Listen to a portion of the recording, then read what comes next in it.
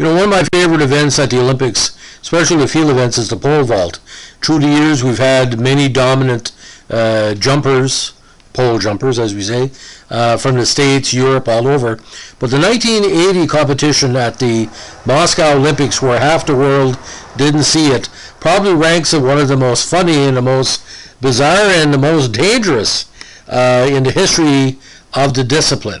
Now, the idea of what happened can only be put into words by a special reporter from Poland who saw it. He said that gesture was worth $1 million. Now, Wladyslaw Kozakiewicz, I hope I'm pronouncing it right, is now a retired Polish athlete who specialized in the pole vault. He is best known for winning the gold medal at the Olympics in Moscow and the Italian salute, which he showed to the hostile Soviet crowd. In Poland, where the gesture was viewed as a symbol of resistance against Soviet dominance, it became known as the Kozakiewicz gesture. In addition, he won several medals at continental level, won 2 summer Universiades, and broke the pole vault world record 3 times, twice outdoors and once indoors. He's also a 10-time Polish champion, known to his friends and his enemies as Willie. Born on December 8, 1953, to his Polish family in what was Lithuania, near Vilnius, as the 4th and youngest of 4 siblings. Now, his father was a tailor, his mother a housewife. As revealed in his 2013 autobiography, he was physically abused by his father during his childhood, as was his entire family. The family moved to Poland in 1958 as part of the last wave of post-war repatriations of Poles living in the Soviet Union. First staying in a refugee camp in Gryfis, before settling in Gdynia, where Wladyslaw's father found a job as a dock worker. Now, his older brother Edward was also an aspiring pole vaulter, and he later switched to decathlon. Now, when our champion was quite young, his older brother decided to motivate him to give athletics a try. He showed his brother how to pole vault, and Wladyslaw's talent was soon noticed by Wladyslaw Kozakiewicz, who became his first coach. In 1972, he broke the Polish junior records, both indoors and out, breaking the 5-meter barrier for the first time. A year later, after changing the coach to Ryszard Tomaszkiewicz, he broke the Polish senior record at 5.35 meters and made his major international debut, taking silver at the 1974 European Finals in Rome. In 1975, the European indoors, he won a bronze, and later the season at the Jansu Kozakiewicz Memorial, he jumped 5.6 meters, setting a new European record. Now, at the 1976 Summer Olympics in Montreal, he was one of the favorites for the gold medal, but his debut ended in disappointment. During a warm-up jump before the final, he ruptured his joint capsule and was later only able to clear 5.25 meters, which only gave him 11th place. Now, the competition was won by his unheralded compatriot Tadislav Slushasaki. Kozakiewicz was able to return to competition just 3 weeks after Montreal.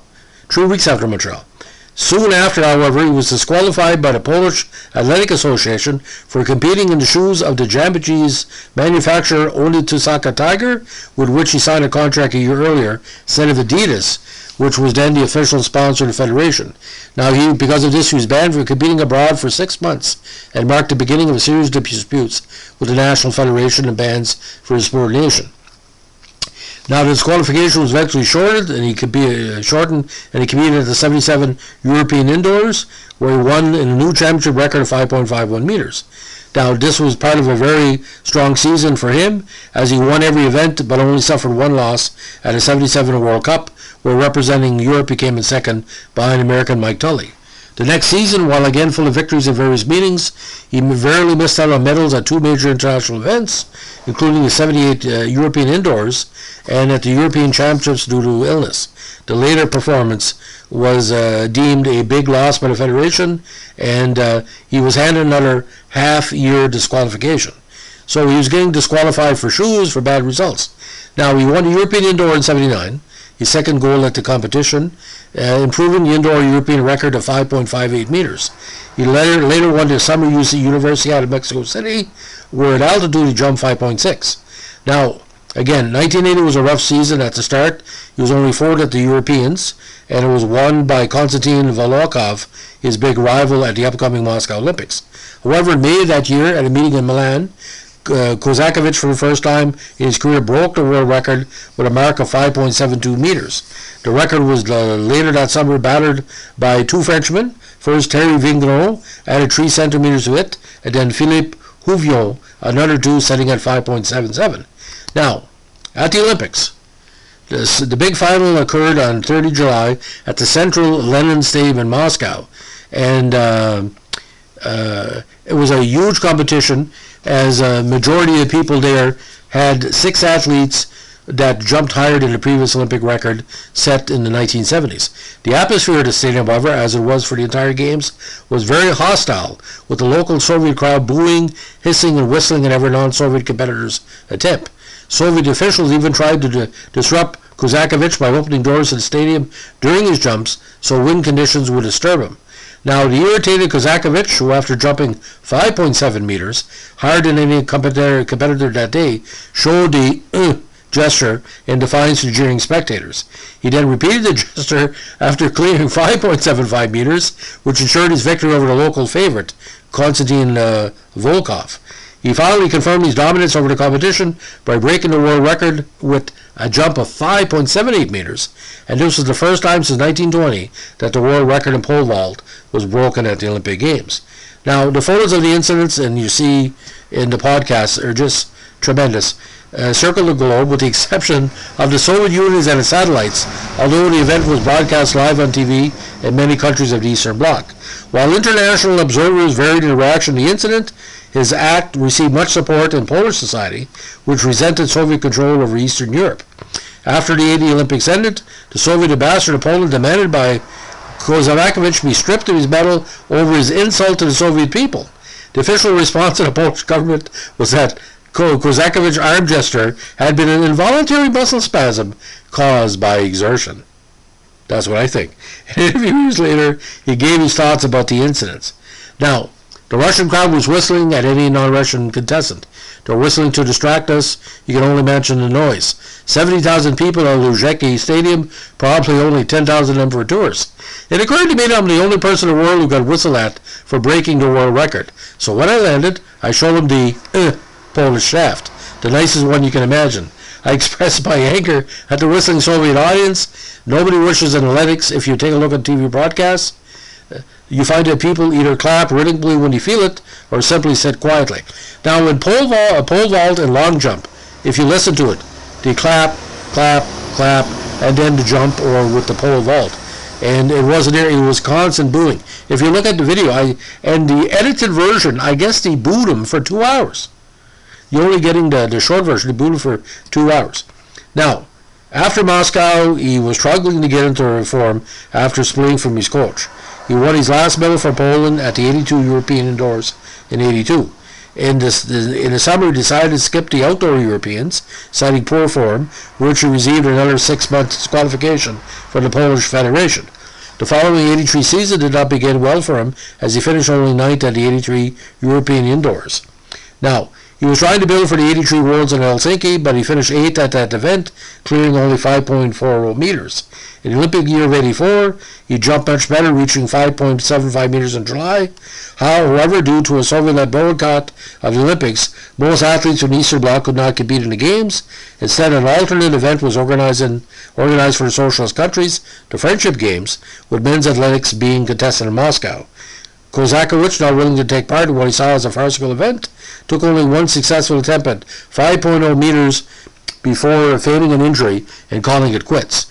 His performance angered the Polish Federation, which demanded that he immediately return to Poland from a meeting in Brussels, in which he took part soon after the Friendship Games, and after he refused, he was disqualified again.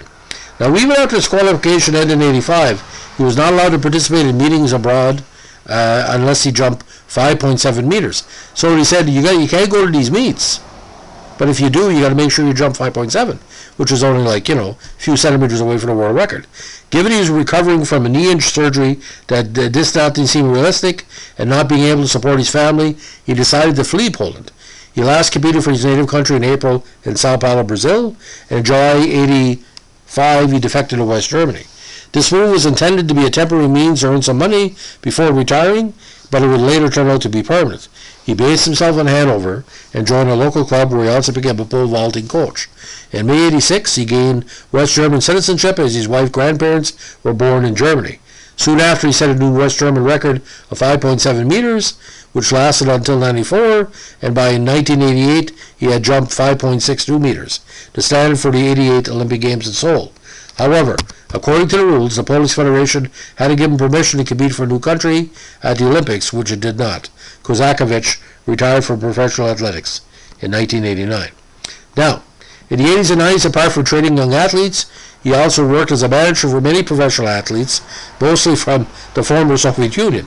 Between 1998 and 2002, he was a member of the Gdynia City Council, and in 2011 he ran unsuccessfully for the Polish Parliament from the lists of the Polish People's Party. Since, again, his wife is a former swimmer, and he has two beautiful daughters, and he's settled in Biesendorf, Lower Saxony of northwestern Germany, where he lives to this day. So, international competitions, quite a bit of good results. European 74, second. European Indoors, 75, third. Olympic Games, Montreal, 11th. 77, European Indoors, St. Sebastian, first. Universiade, first. World Cup, second. 78, European Indoors, Milan, fifth. 78, Europeans, fourth. 79, European Indoor, Vienna, first. Universiade, Mexico City, first. European Indoors, Steinelfliegen, West Germany, fourth. Olympic Games, Moscow, first. European Indoor Championship, Milan, third. European 83, Budapest, ninth. World Championship event, eighth. And Friendship Games, sixth place, only one jump. Seasonal best, again, the world record, 5.78, but consistency like crazy. He went from 3.85 in his first year in 69, but from 1976 to 1989, he jumped 5.5 or better, and again, he peaked at the 80 Olympics with that 5.78. Now, I've given people the Polish gesture before, almost been fired for it a few times, but I can tell you this: if anybody in the States hated the Soviet Union, that should have been on posters. He lost millions and millions of dollars. If he would have been a guy from Colorado doing that in the Soviet Union, let's say when he went to the Olympics, imagine the money he would have made off that. And it's an amazing scene because he basically, I might as well say it, fuck you. You're number one. Or the Italian salute, or the North Shore New Brunswick salute. Anyway, one of the most amazing sporting moments I've ever seen. I respected, some people didn't like it, but too bad, so sad he won. So fuck off. Have a good day. Bye.